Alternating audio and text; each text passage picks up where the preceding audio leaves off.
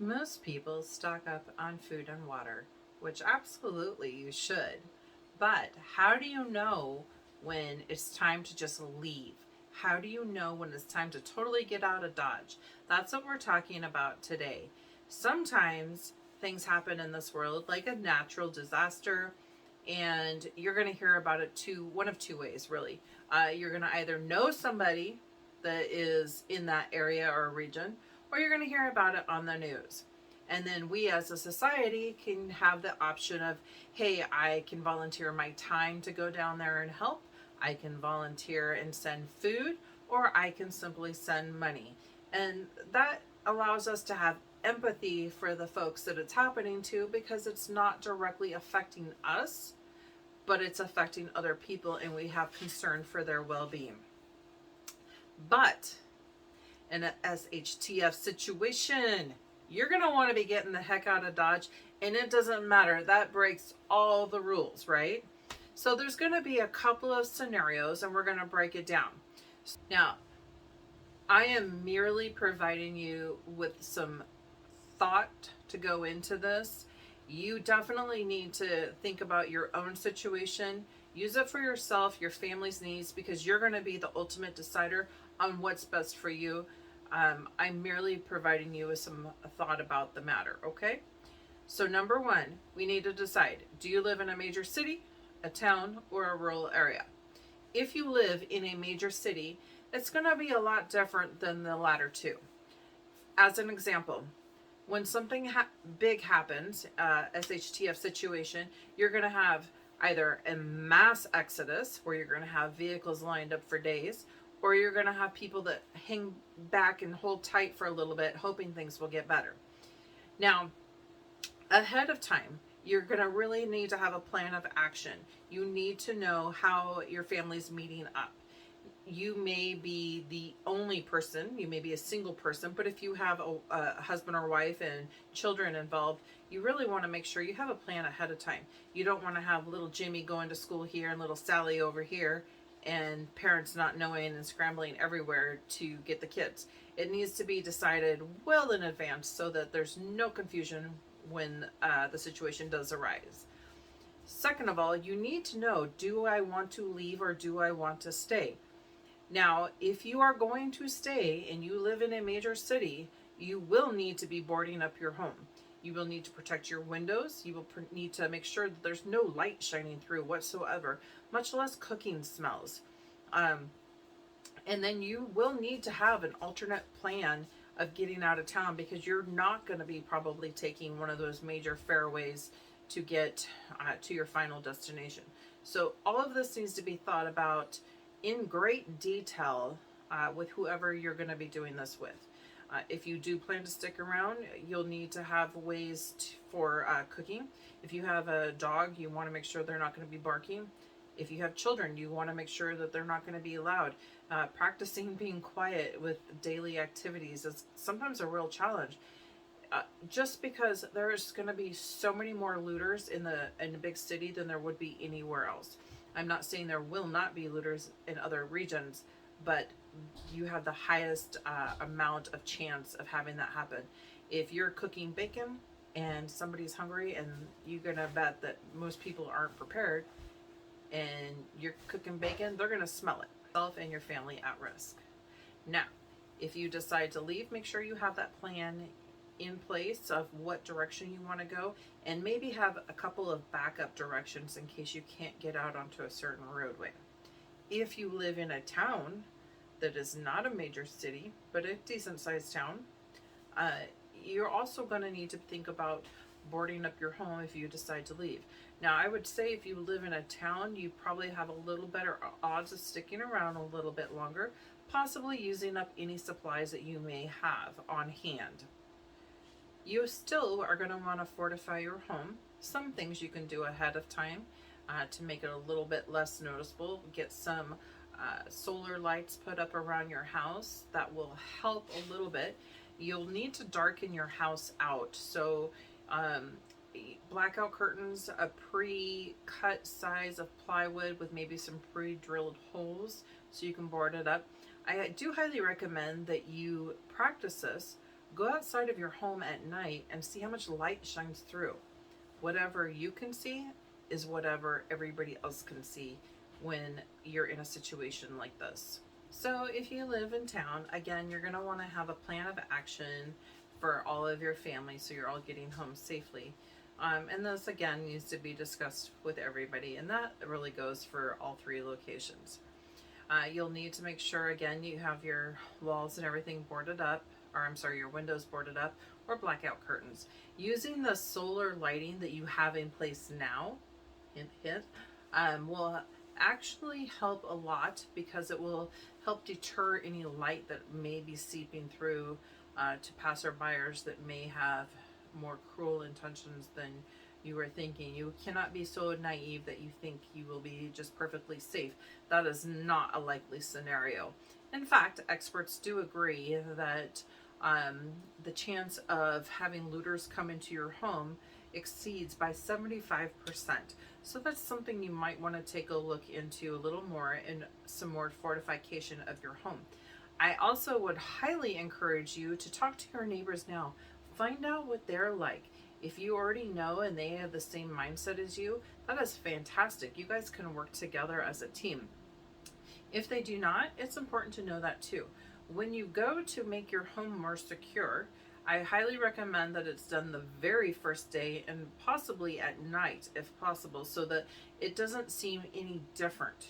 If you were in 5 days and decided to start making your home look a little more secure, people are going to say, oh, they're home, let's go check out what they have. And that's not the case that you want. You want to make it look as though you're not home, but maybe your house is just secure. I do recommend that you try to stay in your home if you live in a smaller town as long as humanly possible. Use up all the stuff you have been preparing for. That's going to help give you your best odds of survival because you have stuff in place now. Now, if you live in a rural area, you're going to have a little more relaxation than somebody that does not. Again, you're still going to not want to have lights shining from the road, especially depending on how far away the main road is from your house. But as people start traveling by, you don't want them to see a light on in the distance thinking, oh my gosh, we can go there for help, we can go there for food, because that's exactly what will happen. Keeping that in mind, you will be able to just most likely use blackout curtains, but obviously make sure that you can see through your front entryway, down your driveway or down your road so that you can see what is coming. Have some kind of alert system in play now. In fact, there are some great ones you can buy on Amazon that can alert you if somebody's crossed a certain threshold. In addition, you will have the ability to cook a lot more foods because if you don't have immediate neighbors, that gives you some time to prepare better meals for yourself and your family. However, when you're using a wood-burning stove, as you may need to do because at this point we're going to assume there is no electricity, that smoke and the smell of the smoke, some people are going to recognize it. They're going to understand what that means. So you're going to want to do things that will help lessen that amount to make you more of a target. I have found recently that if you take your wood and you split it into much smaller, like pretty small pieces, you don't have to have it roaring all night long, but you can get it very small, which is going to produce less smoke, therefore a little bit less smell for anybody that may have some ill intentions towards you. Do you live near a jail or a prison? Now, a lot of people can say, well, yeah, there's basically a jail in every town. Not necessarily the case. However, it will be up to you to decide how dangerous and how close you are to each one. It is very safe to assume that in a SHTF situation, eventually the workers are no longer going to be there. You will no longer have correctional deputies keeping them safe, and that those on the inside will be getting out. With that being said, you know that they're not going to think twice. They have not been preparing. They're just got newfound freedom, and some of them will use it as an opportunity to start fresh. Some will use it as an opportunity to get the means that they need. I highly encourage you to really think about this. How close are you to this? If you're very, very close, they may decide your house may be a beacon for them, or maybe it's not. It's really on how close you are and what type of facility you live in, or live near, I should say. If you live near a very major prison that's known for having a lot of gangs and murders and stuff like that, I might suggest that you think about maybe not sticking around. But if you live in like a small town jail that gets a lot of traffic violations, somebody who's drinking and driving, or maybe some drug stuff, that might change how you view things. So, and this is going to affect you no matter if you live in a major city, if you live in a town, or you live somewhere in the country. So that's one thing that only you can decide on how far away you need to be from these facilities. People that have had or are still working at nuclear power plants, I know people that are in programs to be working with nuclear power. Either way you look at it, this is something that can be a big concern. If it was another country that is pulling an attack at our country, and or whatever country you're in, and they attacked one of your power plants, it could be dangerous for those people, and that therefore there could be an opportunity for them to start hitting all of them. If there has not been an attack, but more like an EMP where it's gone over the globe, then it's a little bit different. So that's also something you'll need to keep in mind.